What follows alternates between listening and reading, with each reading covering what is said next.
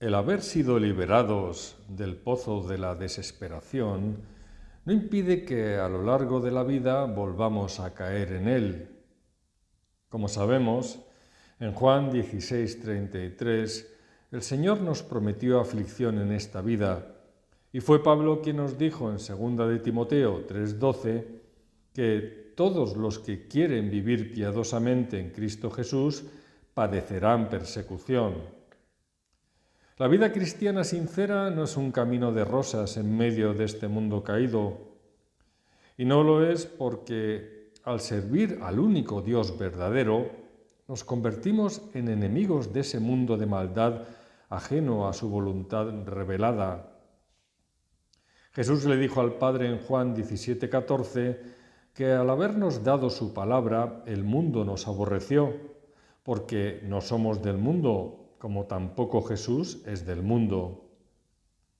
Es por ello que el rey David, en este Salmo 40, pudo inicialmente escribir acerca del clamor que le llevó a la liberación recibida de Jehová para sacarlo del pozo de la desesperación con el consiguiente cántico de agradecimiento, y a partir del versículo 11 volver a clamar su misericordia para el oportuno socorro.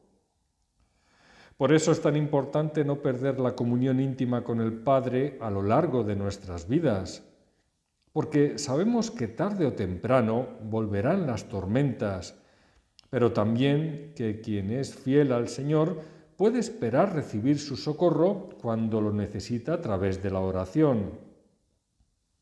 No en vano está escrito en Lamentaciones 3, versículos 22 y 23, que por la misericordia de Jehová no hemos sido consumidos, porque nunca decayeron sus misericordias. Nuevas son cada mañana, grande es tu fidelidad. Y así es, ya que necesitamos la misericordia de Dios a diario, porque cada día tiene su propio mal, según nos explicó el Señor en Mateo 6:34. En este sentido, el rey David en los versículos 11 y 12 ora de nuevo y dice: Jehová, no retengas de mí tus misericordias. Tu misericordia y tu verdad me guarden siempre, porque me han rodeado males sin número, me han alcanzado mis maldades y no puedo levantar la vista. Se han aumentado más que los cabellos de mi cabeza y mi corazón me falla. Cuando predicamos acerca de la misericordia y verdad de Dios, es porque estamos seguros que la obtendremos cuando las necesitemos. La relación que tenemos con Dios por medio de la oración nos permite conocerle cada vez mejor y conocernos a nosotros mismos como hijos suyos que somos, para buscar con desesperación la protección al abrigo del Altísimo. Porque el que no escatimó ni a su propio Hijo, sino que lo entregó por todos nosotros, ¿cómo no nos dará también con él todas las cosas? Romanos 8:32. Casiodoro escribe que la misericordia se manifestó por medio de su santa encarnación en el rescate llevado a cabo de la naturaleza humana malograda por el pecado de transgresión. La fidelidad se hizo patente gracias a la bendición de la resurrección prometida, sentándose a la diestra del Padre, desde donde ha de venir otra vez para juzgar a los vivos y a los muertos. Jesús estuvo rodeado de maldades sin número cuando vino a este mundo. Nuestros pecados le fueron cargados a pesar de su inocencia, y así lo aceptó en obediencia hasta la muerte. Sabemos que el propósito era que al que no conoció pecado, por nosotros lo hizo pecado, para que nosotros fuésemos hechos justicia de Dios en él. 2 de Corintios 5:21. Por eso el Señor cargó en él el pecado de todos nosotros. Isaías 56:3. Esto nos define como débiles y vulnerables sin la presencia de Dios en nuestras vidas. El pecado nos condiciona para mal Y lo peor es no ser capaz de darnos cuenta de ello. Todos pecamos a diario de muchas maneras, tanto por lo que hacemos como por lo que dejamos de hacer, ya que al que sabe hacer lo bueno y no lo hace, le es pecado. Santiago 4:17. Además, no se requiere mucho para ello, dado que cualquiera que guardare toda la ley pero ofendiere en un punto, se hace culpable de todos. Santiago 2:10. Sin duda nuestras maldades son más numerosas que los cabellos que podamos contar de la cabeza. En el caso del rey David, parece reconocer en el versículo 12 que le han alcanzado esas maldades en virtud de sus pecados, al afirmar que le han alcanzado sus maldades. Esta confesión y reconocimiento de culpa es requisito necesario para obtener la paz con Dios y misericordia divina. Esto sigue siendo aplicable a nosotros a día de hoy. Reconocer que todos ofendemos muchas veces, tal y como escribe Santiago 3:2, es parte de nuestro aprendizaje. O lo que es lo mismo, no reconocer que todos pecamos cada día de alguna manera nos impide alcanzar la debida compasión por la debilidad del prójimo y el perdón que se espera de nosotros. Por ello es necesario seguir el ejemplo del rey David para reconocer que también nos han alcanzado nuestras maldades y así avergonzarnos hasta el punto de no poder levantar la vista ante Dios. Si David lo hizo siendo un hombre conforme al corazón de Dios, ¿qué no haremos nosotros? Además, David también pide para que la verdad de Dios le guarde siempre, para que le acompañe a lo largo de su vida. Esto es clara muestra de humildad, porque en definitiva reconoce que un hombre como él tiene tendencia a apartarse de esa verdad y abrazar la mentira. Reconocer nuestra naturaleza caída nos hace humildes para ver que separados del Señor nada podemos hacer, más que caer una y otra vez. Para el ser humano es fácil desviarse de la senda correcta cuando aparta su mirada de Cristo. Afortunadamente para el rey David, también sabía que el bien y la misericordia me seguirán todos los días de mi vida. Salmo 23:6. Este reconocimiento de nuestra condición pecadora y humillarnos ante el Señor nos permite clamar y reivindicarnos como hace el salmista en los versículos 13 al 15 de este Salmo 40, para pedir la ayuda divina frente a los malvados, ya que sólo como hijos de Dios obtendremos su favor. En ellos el rey David escribe: «Quieras, oh Jehová, librarme, Jehová, apresúrate a socorrerme». Sean avergonzados y confundidos aún a los que buscan mi vida para destruirla. Vuelvan atrás y avergüéncense los que mi mal desean. Sean asolados en pago de su afrenta los que me dicen: «Ea, ea». Este socorro de Dios puede significar tanto librarnos de la aflicción como el permitirla para nuestro bien, al darnos la fortaleza necesaria y así forjar nuestro carácter a la imagen de Cristo. En el caso de David, vemos que pese a la confianza que tiene en la nueva liberación de Jehová, le apremia para que actúe pronto. Esta tensión entre fe y desesperación es muy común entre los creyentes, ya que los problemas surgen continuamente y no son muchos los momentos de verdadera paz. Debemos asumir los cristianos que a lo largo de nuestras vidas, para ser liberados primero deberemos pasar por diferentes pruebas. Estos desafíos son tan necesarios como permitidos por el Padre para nuestro bien, aunque nos duelan. Pero es el precio que pagamos a la hora de quitarnos las impurezas del carácter que nos condicionan negativamente y poder así cumplir con el propósito para el cual fuimos salvos. Por lo tanto, que esto no nos deprima, sino todo lo contrario, porque es la demostración de que somos hijos de Dios y coherederos con Cristo.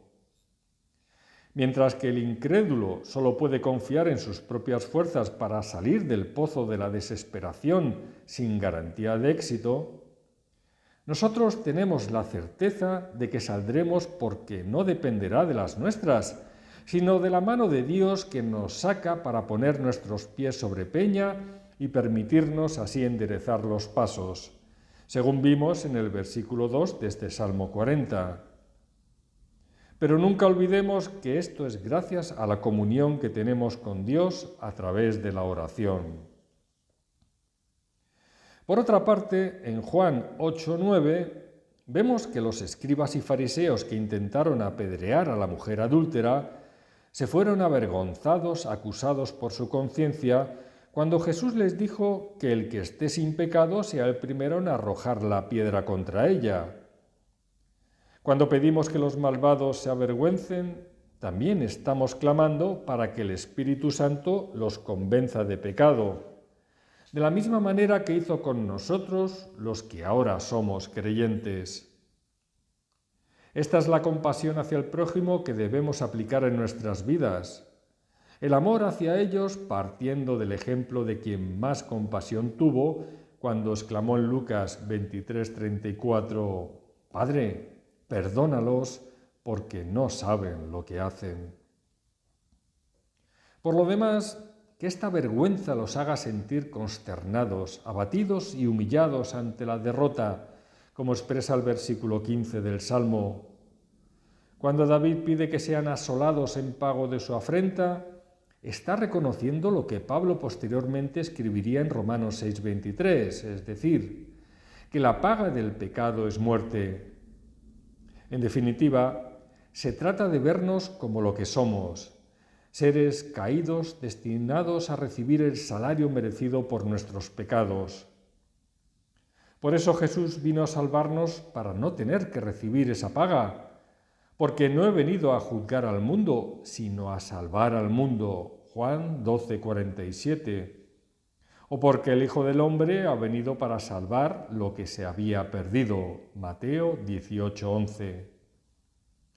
Por todo ello, aquellos que le rechazan se condenan ellos mismos. No es Cristo quien lo hace, y de ahí que sean asolados en pago de su afrenta, como expresa David en el Salmo. Es decir, rechazan que sea otro quien pague por sus pecados, al ser el único que puede hacerlo para liberarlos de esta deuda infinita que los lleva a la muerte. Y para finalizar este Salmo 40, nada mejor que contemplar la situación contraria de quienes han depositado la confianza en el Señor y por ello le buscan cada día. En la Biblia solo hay dos tipos de personas: los que están en Cristo y los que no lo están. En Mateo 12:30, el Señor nos dijo que el que no es conmigo, contra mí es, y el que conmigo no recoge, desparrama. Así es, desparrama o tira por todas partes aquel que desecha lo que le es dado para vida eterna por medio de Cristo. Por eso el rey David escribe en los versículos 16 y 17 lo siguiente: «Gócense y alégrense en ti todos los que te buscan, y digan siempre los que aman tu salvación, Jehová sea enaltecido. Aunque afligido yo y necesitado, Jehová pensará en mí. Mi ayuda y mi libertador eres tú. Dios mío, no te tardes». Así es, solo los que buscan a Dios con limpio corazón podrán verlo, conforme a la sexta bienaventuranza de Mateo 5:8.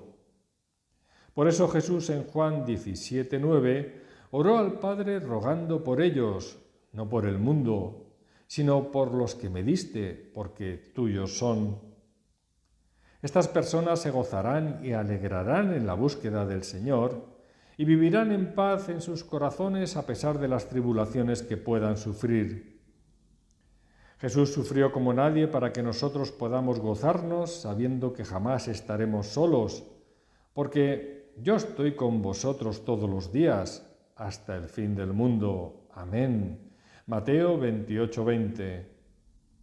En esto es glorificado el Padre, en contemplar cómo sus hijos le alaban en agradecimiento al deleitarse en su salvación, no solo por la bendición que supone para cada creyente redimido, sino por la demostración de amor infinito que conlleva hacia nosotros. De ahí que todo tu pueblo, Padre, cante Jehová sea enaltecido. A lo que añadimos honra y gloria para nuestro Señor y Salvador Jesucristo a la hora de asumir nuestra culpa y pecado para llevarnos ante tu presencia.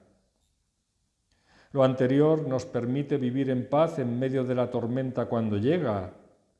Aunque caminemos afligidos y necesitados por la vida cuando toque, lo hacemos con gozo sabiendo que Dios no suelta nuestras manos cuando tropezamos y caemos. Siempre pensará en nosotros. Por eso es nuestra ayuda en todo momento y lugar, el consuelo y la esperanza ante situaciones desesperadas al recibir la bondad y misericordia divina por medio de otras personas, como fue el caso de Abimelech con Abraham, Génesis 23, de Labán con Jacob, Génesis 31, versículos 7 y 24, de Booz con Ruth, Génesis 2, versículos 8 y 9, o la de Jonatán con David en Primera de Samuel 20, 16. Es Dios quien pone en los corazones de otros el impulso para que sean bondadosos con nosotros. Como algún autor anónimo escribió una vez, existen 3 motivos para creer que, aunque afligido yo y necesitado, Jehová pensará en mí. El primero, porque cuanto menos pensemos en nosotros mismos, más pensará Dios en nosotros. El segundo, porque cuanto menos confiemos en nosotros mismos, más confiaremos en Dios para ayuda y liberación. Y el tercero, porque cuanto menos nos demoremos en comenzar a orar y poner todo nuestro empeño, antes acudirá Dios en nuestro socorro. En definitiva, el Señor es un libertador del cual ansiamos su pronta venida para que consume la liberación definitiva de este pecado que aún nos condiciona. Mientras, no temamos, porque es Dios quien llena todo el cielo y la tierra. Jeremías 23, 24, y por lo tanto nunca nos pierde de vista cuando caminamos por su senda que es Cristo. Seamos pues sensatos y no nos salgamos de ella, sabiendo que jamás duerme el que nos guarda a lo largo de todo el camino hasta la eternidad. Salmo 121, versículos 3, 4, 7 y 8. Señor, queremos que vengas pronto porque deseamos volver al hogar contigo y con nuestro Padre. Nuestro único deseo es gozarnos alabando y cantando sin pecado en esa gloria y luz eternas con vosotros, para vuestra honra y gloria. Alimenta nuestra fe para fortalecernos, sabiendo que somos más que vencedores por medio de aquel que nos amó. Romanos 8:37. Que así sea, en el nombre de Cristo. Amén.